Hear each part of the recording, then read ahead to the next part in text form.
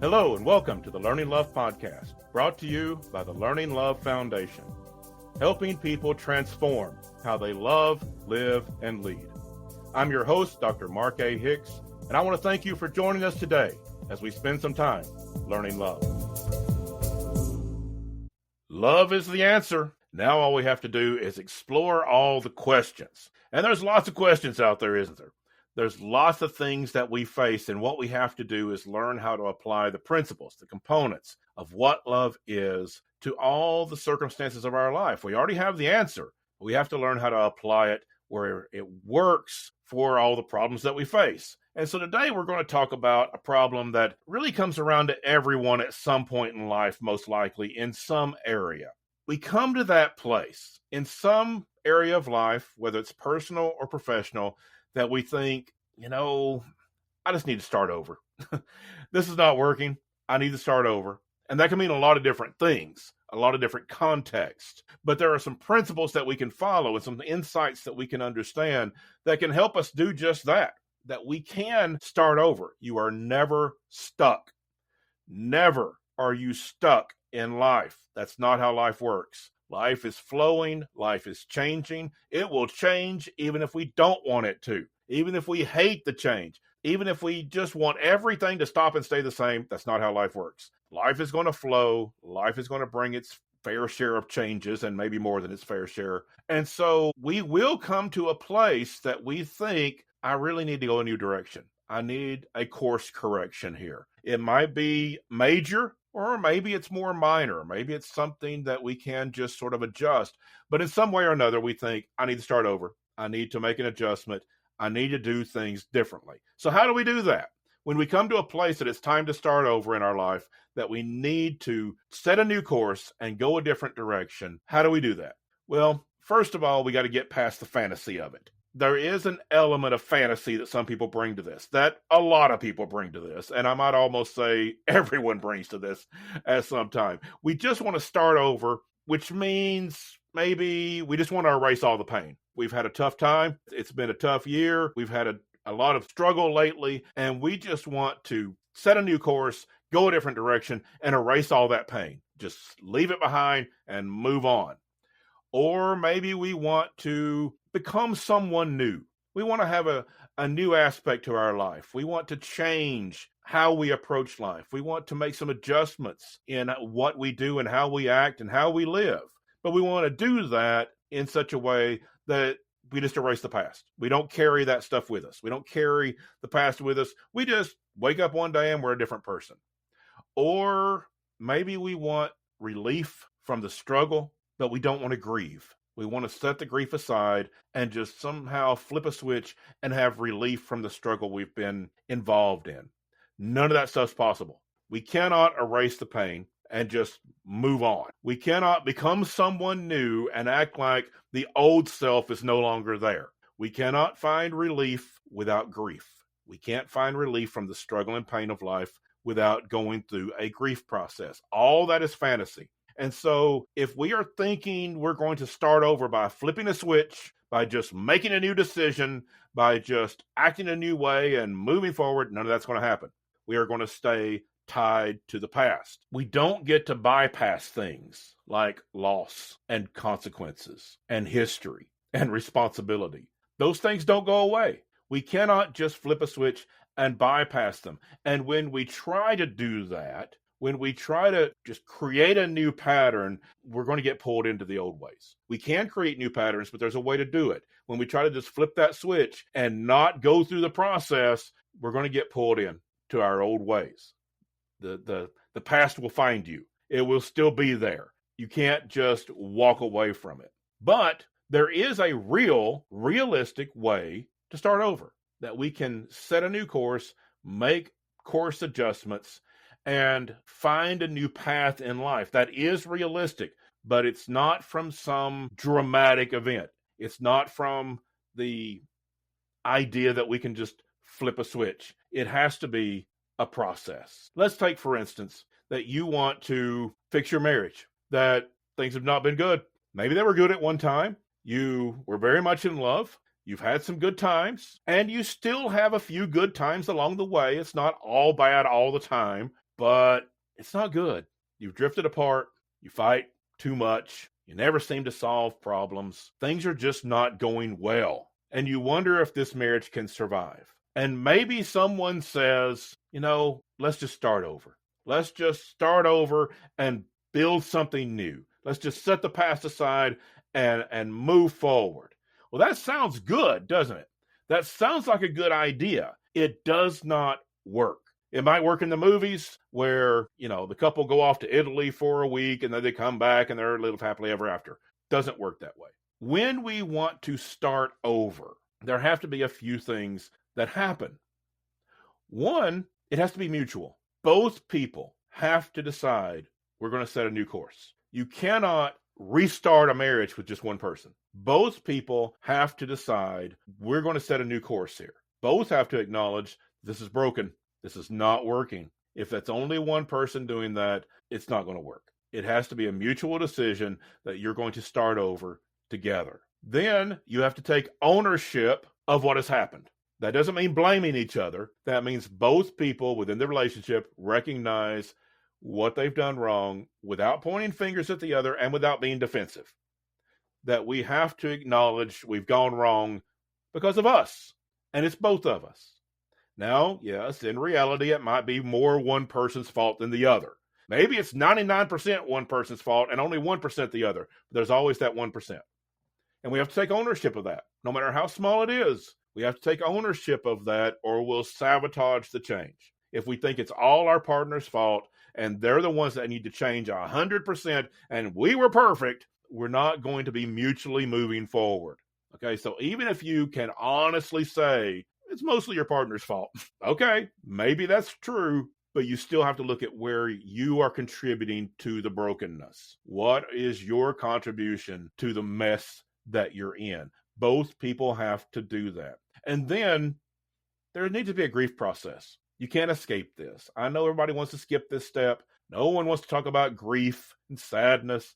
We don't want to grieve our way to a better future, but that's the way it works. Grief is our comeback story. Grief is always the comeback story. I cannot say that enough. If you want a new direction, you want a comeback story, you want to come out of the ashes into a new life, you want to set a new course, it always comes from grief. You grieve the hurts of the past. You grieve through the things that have gone wrong. And that is our comeback story. Grief is always that healing process. We don't get to flip a switch and just start over. But we can heal from the past to start over. One of the things that I say many times is there are some things in life that are so painful, it's like it leaves a hole in our heart. It's like it leaves a hole in our heart. But you can live a really good life with a hole in your heart. You can live a great life with those emotional scars. They may never fully heal. If you've been through some real suffering, some really bad times, if you've really hurt each other, there may be some emotional scars there forever. But you can build a good relationship and live a really good life with those emotional scars. But it's going to take grief. Grief is a healer, and you cannot skip that step. We have to grieve through so that we can reach that place of restoration. And then we can start setting new patterns, not just new promises. Boy, this is where a lot of people fall down. You can talk a good game.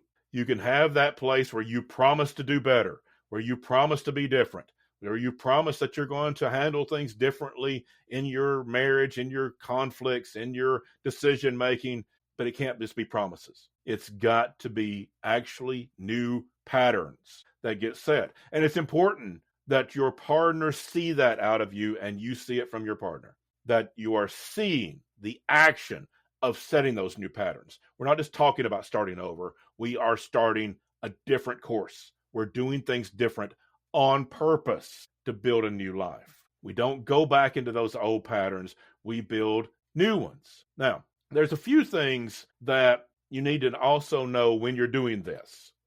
And that is, one of them is, you don't have to know where you're going. Sometimes we get all caught up in this idea that, well, we're going to set a new course, and so we have to envision it. We have to know where we're going. We have to create this vision, this agreement of what our new relationship is going to look like, and we're going to move forward together into this new vision that we've created in our minds. You can do that, It's not necessarily a bad thing to do. It's just that life is so unpredictable. There's a lot of twists and turns. How many times have you thought your life would turn out a certain way, and turns out it didn't work out that way? You ask any teenager, any high schooler, what they're going to do in 10 years, they can probably tell you in great detail exactly what they're going to do in 10, 15, 20 years, how successful they're going to be, what kind of life they're going to have. Most teenagers have that vision. Very rarely does any of that actually happen because life is unpredictable. I've never met a person over, say, 60 years old that said, yeah, my life turned out just like I thought it would. Never happens. Never happens. Never does a person who's lived a few decades say, yep, just like I predicted. No, they always have stories of twists and turns and things they never expected. And so we have to understand that life is unpredictable. You don't have to have certainty of what your relationship is going to be 10 years down the line. You don't have to know and have a vision of exactly what you're building. You have to have clarity about the next step. You have to have clarity of what you are going to do next. And let me tell you a really great first step. If you're just starting this process and you're beginning that grief process of knowing that you've messed this up, this is a disaster, this is not working, and we have to grieve through this and do some healing, have some honesty about exactly what's not working, and then we're going to find the next step. The next step right there, find a counselor. As you're going through the grief process, find a counselor to help you through that grief process. That's your next step. That's always a great next step because it's hard. It is really hard to rebuild a relationship. That is not an easy thing to do. And so get help. Know what that next step is. And then together, talking through things, being honest, and with the help of a therapist, find those next steps. Always be clear about what the next step is, not your ultimate goal, because life is unpredictable. You don't know how life is going to look for you as a couple or as an individual or anything else in 10 or 20 years. Don't worry about that. Build your next step today, this week. What are we doing now to build a better relationship? Now, I mentioned that it has to be mutual. You have to have two people that want to start over if you're rebuilding a relationship. Now, I'm talking about marriage here, but it could be any relationship. It could be a parent-child relationship. It could be a friendship. All the things still apply. Same things still apply to starting over in any relationship. We have to have that mutual agreement. We have to have that grief process. We have to know these next steps. We usually need help to get into a healthy place of grieving and setting our course going forward. But what if you're starting out alone? What if it's not mutual? What if the relationship ends? In the case of, say, a divorce or a breakup. What happens then? How do you start over when you're starting over alone? Well, there's a few ways to go about this. One, let the story end without needing to create a villain. I know your ex is the villain in your mind. If you're going through a divorce, you're going to be angry with your ex, and they're going to be the villain most likely. Even if you're the one that messed things up, you'll find a way to blame your ex most of the time. That's what most people do. Give up on the story of who was the villain. Let the story go. Even if you assign it to yourself, we can learn painful lessons without creating a villain of ourselves or our ex. We can learn the lessons that we need to learn from that relationship, but don't create a villain, because what we do then is get stuck pointing fingers, or we get stuck in shaming ourselves. Both are not helpful for moving in a new direction. And so don't get caught up in blame. Don't get caught up too much in creating that scenario where someone was the villain of the story. Learn the lessons of what went wrong. And make sure that when you learn those lessons, they don't become armor. They don't become weapons where you're just watching to see if someone reminds you of your ex. You're just watching to see if anybody has any of those tendencies, any of those tone of voice, any of those looks, any of those mannerisms that your ex had. And that way you can leap and stamp that out, destroy that relationship before it even gets started because you saw it coming. That's very destructive. That's not really going to build you happy relationships going forward. So learn the lessons, but don't weaponize them. Learn the lessons of how you do not set boundaries, how your ex may have been toxic or abusive. Learn the lessons of what you did wrong in the relationship, but don't weaponize them. Don't get defensive about them. Don't start assigning yourself or them as the villain. Instead, learn from them. and refuse to take those tough times out on the next person in your life. Do not take it out on the next person. It's so easy to be hateful and defensive with the next person in your life because you've been hurt in the past. You got hurt in your last relationship. And so sometimes you're overly defensive. That's not fair. And you're not going to build a healthy relationship that way. Come to grips with the lessons you learned when you're starting over alone so that you can build that healthy relationship. And again, this is really, really hard to do. So don't hesitate to get help. Don't hesitate to go find a therapist to get help with this, or at the very least, talk it out with a trusted friend or someone to make sure that you're not weaponizing these things from your past and taking it out on someone else. Okay? This is not about setting everything aside or forgetting the past. It's about maturity. It's about emotional maturity to understand what went wrong, to understand what your contribution was to the ending of that relationship, learn the lessons, don't be defensive, and apply those lessons without taking anything out on the next person in your life. Now, this can also apply not just to personal relationships, but it can apply to work. It can also apply to a time that you need to start over professionally. You come to that place that you realize this career, this job is just not aligned with who you are. You're miserable. You hate going to work every day, and you just need a new direction. Okay? Again, that's not a bad thing, but there's a way to go about it. Sometimes, again, in the movies, or maybe you've known some people that created a huge drama with this. They walk in, they have this dramatic quit. They tell everybody, I'm out of here. And they storm out to take on the world and build a new life. You know, that makes for a good scene in a TV show. It doesn't make for a good life. That will cause you a whole lot of problems if you just up and quit your job with no real plan of what you're going to do next. That maybe you can do that when you're 15 years old at a part-time job, but as an adult, especially if you have a family, that's not the best plan. And so don't make this into a drama. Again, we're growing our way into a new life. And many of the same things apply. We have to be honest. What's not working? And it's not about just pointing fingers. Yeah, maybe it's not the company you need to work for. Maybe your boss is a jerk. There might be reality in that, but that's not the whole story. Where are you doing things like over-functioning?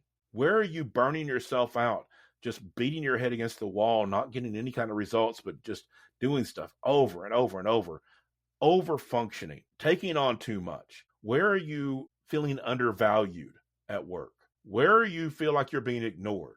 Where do you feel like you're not really aligned with who you are and what you see in your career? Be really honest about that stuff. And look at places where you might be able to renegotiate some boundaries. Look at places where you might be able to reclaim some energy outside of work. So many times we get so focused on putting our identity into work that we're not really expanding beyond that. Our whole identity is wrapped up in our jobs. If we find value outside of work, we may find out, work's not as bad. It's work. It's a grind sometimes, but it's not as bad whenever we actually are filled up in our spiritual nature, in our emotional nature, in our relationships outside of work. We may find out work's not so bad after all. And maybe we need to build something else alongside our paying job to pay the bills. We might need to work in some other way for a while until that can pay the bills. Maybe we go to school at night, or maybe we start a business, but we keep our old job to pay those bills while we're building that dream.